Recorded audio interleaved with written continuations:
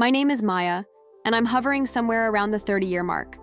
Life, as they say, has a funny way of throwing curveballs when you least expect them.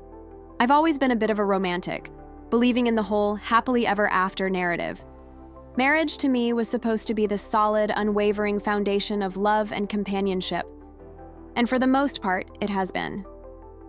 Liam, my husband, is a good man, kind and caring, with a goofy sense of humor that can always make me smile.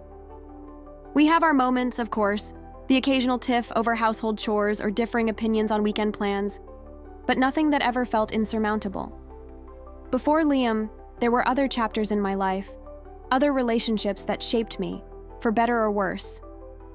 There was the whirlwind romance in college, the one that burned bright and fast, only to fizzle out just as quickly. And then there was the more serious relationship, the one that I thought was the one, until it wasn't. Those experiences, they leave imprints on your soul, scars that fade but never quite disappear. I've learned to carry them with me, not as burdens, but as reminders of the resilience I've discovered within myself. Liam and we've built a life together, a cozy little nest in a quiet neighborhood. We have our routines, our inside jokes, our shared dreams for the future. But beneath the surface of our seemingly idyllic existence, there's always been this undercurrent, this unspoken awareness of the past. We've both carried baggage from previous relationships, emotional remnants, that occasionally resurface, casting a shadow over our present. Tonight, it was supposed to be a simple dinner, a quiet evening at home after a long day at work. I had prepared a simple pasta dish, one of Liam's favorites, and we had opened a bottle of wine, ready to unwind and reconnect. The conversation flowed easily at first, a mix of lighthearted banter and updates on our respective days. But then, as often happens, the conversation took an unexpected turn. We were talking about music, reminiscing about old songs that held special meaning. For us, I mentioned a particular song, one that I used to listen to with my ex, a song that always stirred up a sense of nostalgia within me. It wasn't about missing him, not really. It was more about the memory, the feeling of a certain time and place in my life. I said, I miss that song. It reminds me of... I trailed off, not wanting to delve too deep into the past. But Liam, ever perceptive, picked up on the shift in my tone. He looked at me, his eyes searching mine, and asked, "Reminds you of what?" I hesitated, unsure of how to articulate my feelings without causing offense. "Just a time in my life," I said, trying to brush it off, but Liam wasn't letting it go. "A time with him?" he asked, his voice laced with a hint of suspicion. I sighed, knowing that I had opened a can of worms. "Yes," I admitted, "but it's not what you think." "Then what is it?" he pressed, his voice rising slightly. "It's just nostalgia," I said. "A memory." But my explanation did little to appease him. He sat there, his jaw clenched, his eyes filled with a mixture of hurt and anger. And then, in a moment that would forever alter the course of our evening, he said, "Well, I miss my ex too." The words hung in the air, heavy and charged. I stared at him, my mind reeling, trying to process what he had just said. It was as if a dam had broken, unleashing a torrent of unspoken emotions that had been simmering beneath the surface for far too long. The atmosphere in the room shifted, the air thick with tension. The simple dinner, the quiet evening at home, had just taken a dramatic and potentially devastating turn. The air in the dining room thickened, the remnants of our once pleasant dinner now tainted with unspoken resentments. Liam's words, "Well, I miss my ex too," echoed in the silence, a stark declaration that shattered the fragile peace we had tried to maintain. It wasn't just the words themselves, but the raw emotion behind them, the hint of a lingering connection that I had never fully acknowledged. A wave of conflicting emotions washed over me, a turbulent mix of hurt, anger, and a gnawing sense of insecurity. I had opened a door to the past, a door I thought was firmly closed, and now the echoes of those former relationships were reverberating through our present, threatening to unravel the carefully woven fabric of our marriage. "What do you mean? You miss your ex?" I asked, my voice barely above a whisper, the question hanging in the charged atmosphere between us. Liam's gaze met mine, his eyes filled with a mixture of defiance and vulnerability. "Just what I said," he replied, his voice flat, devoid of its usual warmth. "I miss her, sometimes." The simplicity of his statement was like a slap in the face. It wasn't the declaration itself that stung, but the casualness with which he delivered it, as if admitting to missing an old pair of shoes rather than a former lover. "Sometimes," I repeated, the word laced with disbelief.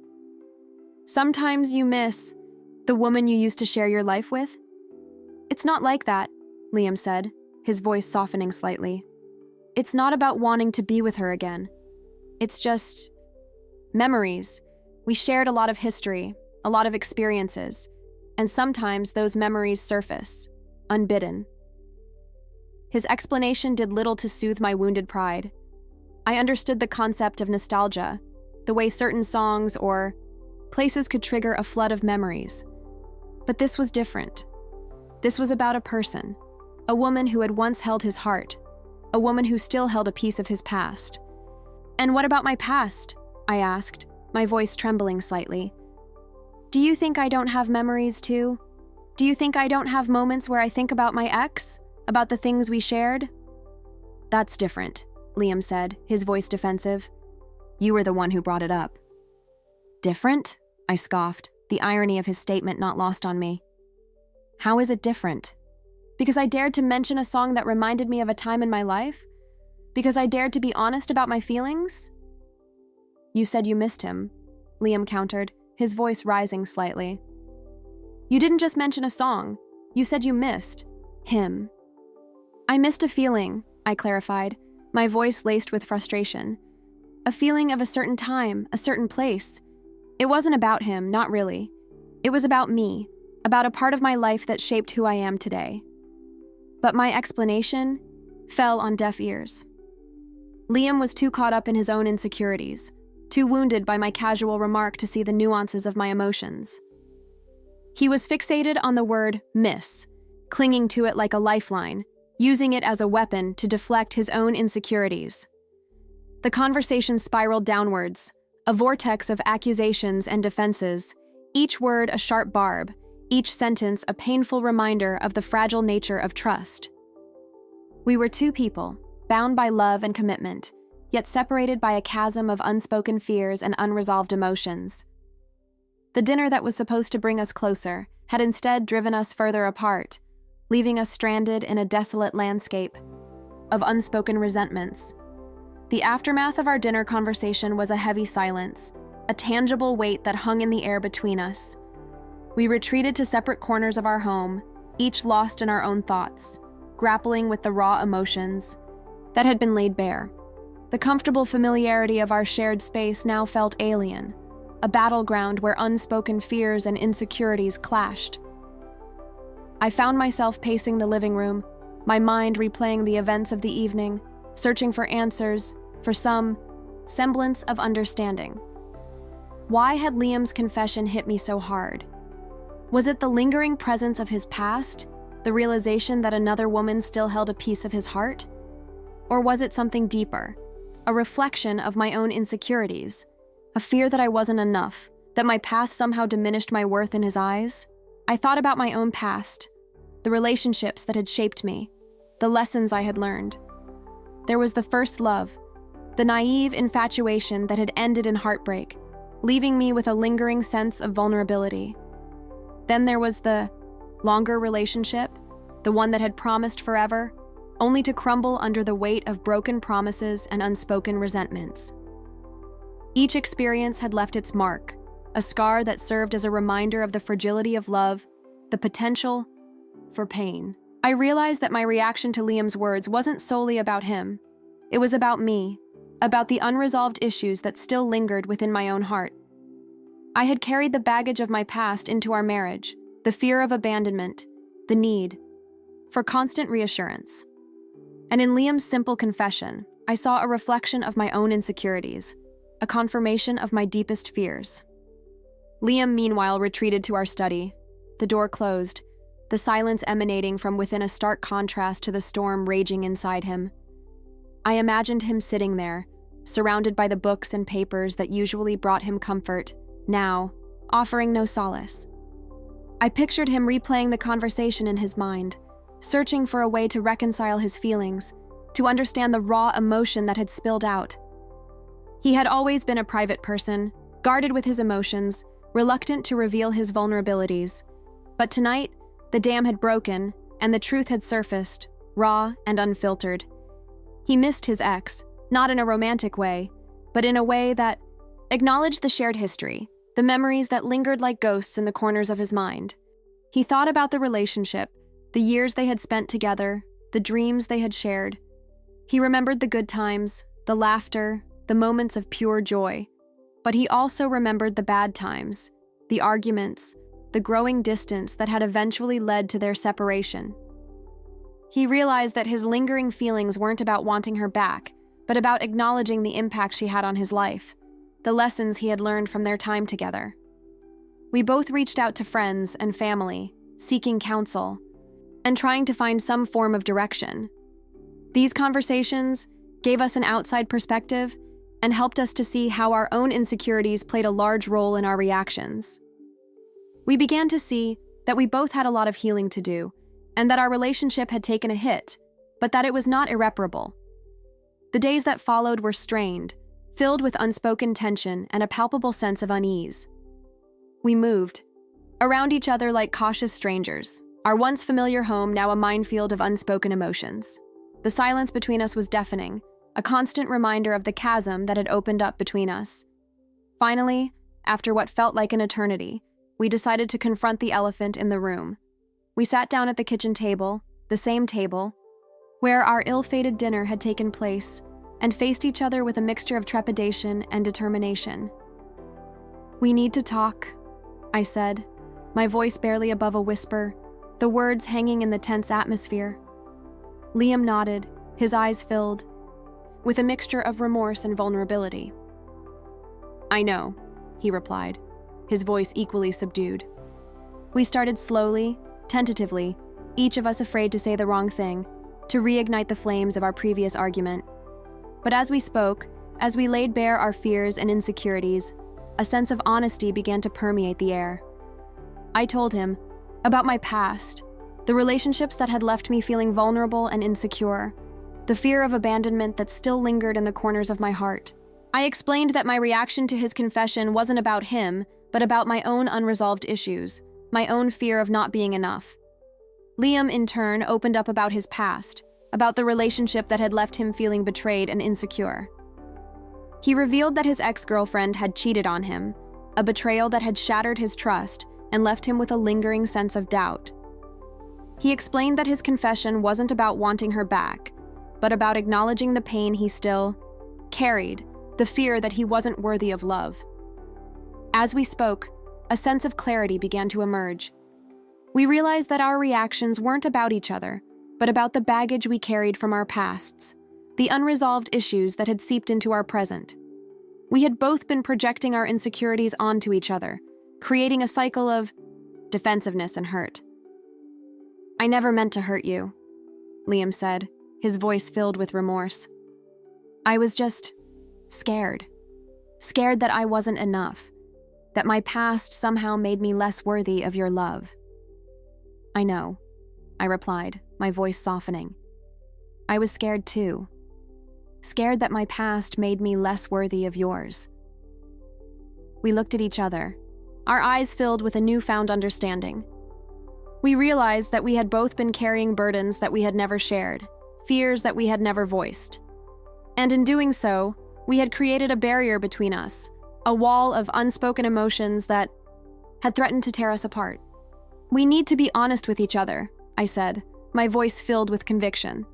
"We need to share our fears, our insecurities, our pasts. Only then can we truly move forward." Liam nodded, his eyes filled with a renewed sense of hope. "You're right," he said. "We need to let go of the past, to forgive each other, and to build a future based on honesty and trust." In that moment, we made a pact, a commitment to each other, to face our pasts, to heal our wounds, and to build a future where our love was stronger than our fears. The days following our candid conversation were a period of healing, a slow and deliberate process of rebuilding the foundation of our relationship. We had laid bare our vulnerabilities, confronted our pasts, and made a conscious decision to move forward, not as individuals carrying separate burdens, but as a united front, ready to face the future together. We began to prioritize open communication, creating a safe space where we could share our thoughts and feelings without fear of judgment. We learned to listen to each other, not just with our ears, but with our hearts, understanding that true connection required empathy and compassion. We acknowledged that the scars of our past would never fully disappear, but we also recognized that they didn't have to define our present or dictate our future. We started to rediscover the joy in the simple moments, the laughter that had once filled our home, the quiet intimacy of shared evenings. We made a conscious effort to create new memories, to build a life together that was free from the shadows of our pasts. We found solace in each other's company, a sense of belonging that transcended the insecurities and fears that had once threatened to tear us apart. Liam, in particular, made a concerted effort to show me how much he valued me, how much he cherished our relationship. He showered me with affection, not out of guilt or obligation, but out of a genuine desire to express his love. He reminded me of the qualities that had drawn him to me in the first place: the strength, the resilience, the unwavering belief in the power of love. I, in turn, learned to let go of my insecurities, to trust in Liam's love, and to embrace the vulnerability that came with opening my heart. I realized that true love wasn't about perfection, but about acceptance, about embracing each other's flaws and imperfections, and finding strength in our shared humanity. One evening, as we sat on our porch, watching the sunset over the horizon, Liam took my hand and looked into my eyes. "I know I messed up," he said, his voice filled with sincerity. "I know I hurt you, but I promise you, I will spend the rest of my life making it up to you. I will cherish you, respect you, and love you with every fiber of my being." Tears welled up in my eyes, not tears of sadness, but tears of relief, of gratitude, of pure, unadulterated love. "I know you will," I replied, my voice trembling slightly. "And I will do the same for you. I will cherish you, respect you, and love you with all my heart." We embraced, the warmth of our bodies a stark contrast to the chill in the evening air. In that moment, we weren't two people haunted by the ghosts of their pasts. We were two souls, bound together by love, ready to embark on a new chapter, a chapter filled with hope, forgiveness, and the unwavering belief in the power of second chances. Our relationship was not the same, it was stronger. We both had grown and understood ourselves and each other at a deeper level. Subscribe to our channel for powerful real stories that touch your heart. Join a community where emotions run deep and every story brings a new perspective. Don't miss out. Hit that bell for weekly updates.